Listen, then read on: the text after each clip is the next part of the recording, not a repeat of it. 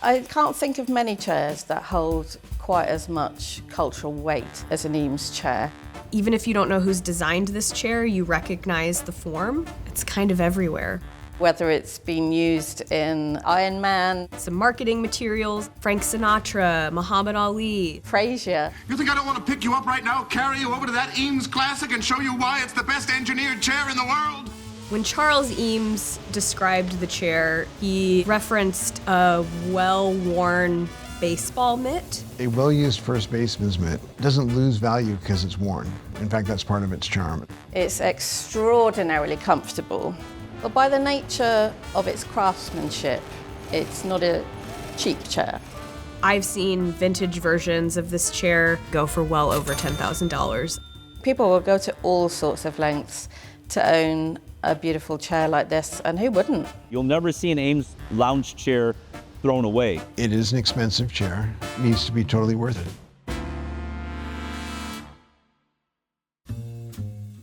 I'm like a furniture librarian. I know maybe too much about the Eames Lounge Chair. Maybe not the most out of everyone, but I know a lot. Herman Miller launched this chair with Ray and Charles Eames on what was the equivalent of the Today Show in 1956. Why don't we just go up here and have a little preview of this? By the mid-50s, this is following the end of World War II. People had moved into their suburban homes. There was an uptick in consumer goods that were being purchased. Furniture wasn't thought of as disposable at that point. It was an investment.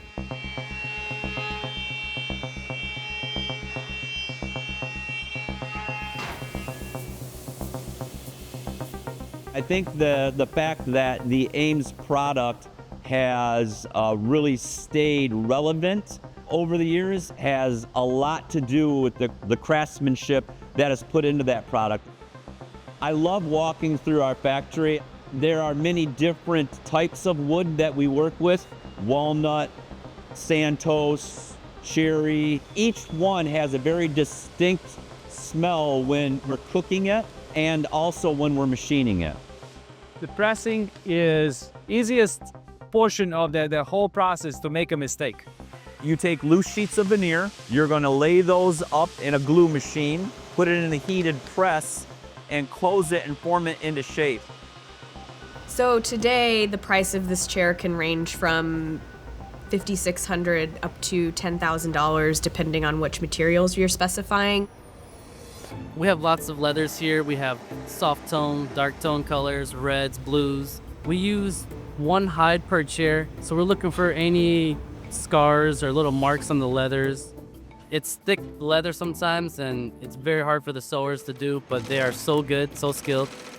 The production of this chair is higher than ever, definitely more so than when it was first launched in the late 50s. That's due to both demand increasing and our ability to harness the technology to make more. So every 33 minutes, a chair is coming off the line. So what we're looking for is like starburst or symmetrical. What we're feeling on the cushions is it's a smooth cushion all around. Making one of these chairs takes multiple days with the contributions of a variety of skilled craftspeople who all bring their own expertise to the process. My name's Kyle Wright. I break chairs for a living. The Eames Lounge will go through a number of different types of tests. They're doing experiments that range from how many times you can sit down in a chair before maybe a shock mount breaks, or how much give an upholstery has.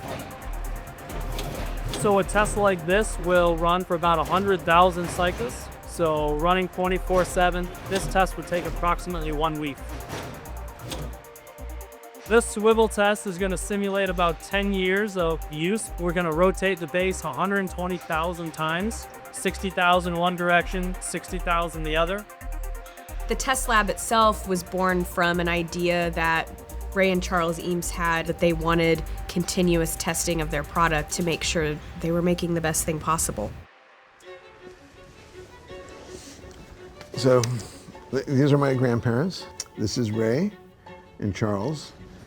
And they were really quite amazing grandparents.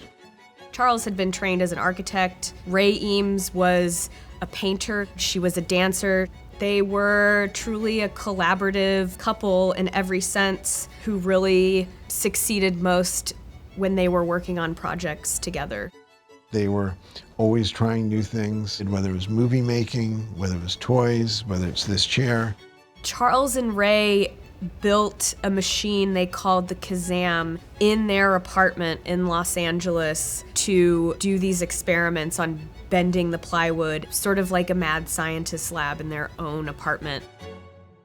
I think that people, even if they haven't sat in it, are interested in the chair because it's come to represent comfort, but I also think it has become a representation of aspiration in a way. It's shorthand for communicating status and wealth and cultural knowledge. People can be very obsessed with this chair, whether it's communities on Facebook Marketplace or Reddit, Instagram. This has to be a dream because there is no way that we just found an Eames Lounge Chair. Well, if you're looking for a second-hand Eames chair, you need to do a little bit of homework because there's a lot of rip-offs.